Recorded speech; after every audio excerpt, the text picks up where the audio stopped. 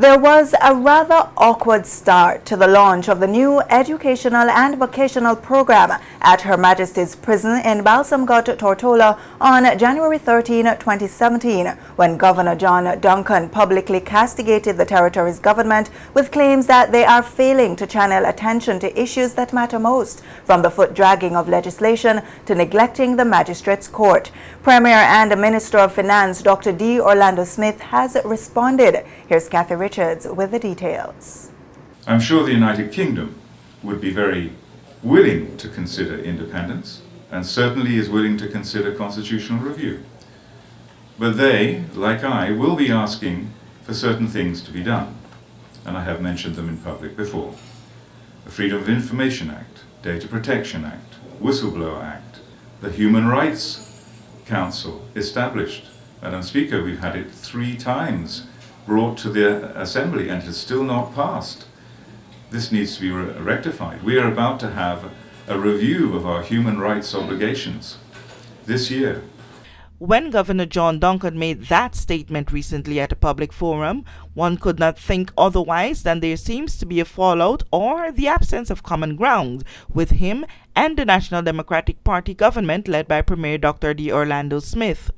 I was taken aback at the governor's statement, which I thought was not appropriate for the occasion. The occasion to which Premier Smith alludes is the January 16, 2017 launch of Her Majesty's Prisons Caribbean Certificate of Secondary Level Competence Educational and Vocational Program. But why was the rant of Governor Duncan seen as inappropriate by Premier Smith? That we work together very cooperatively, the governor and all the ministers of government. We have free and frank discussion in the cabinet, all leading to having a agreement which is best for the territory. Premier Smith was present at the launch ceremony and spoke after Governor Duncan's remarks, but did not respond directly to the governor's grumbles. However, at a press conference held on February 16, 2017, the matter was raised by reporters and Premier was ready with a response. The matters to do with the United Kingdom and the territory's financial services was one area singled out, which Premier said Governor Duncan was very cooperative. As it relates to dealings with the Royal Virgin Islands Police Force, Dr. Smith said his government went outside of its budget in some areas. But what about the topics of constitutional reform and independence? I'll say no at this stage. We actually started a process for a review of our constitution.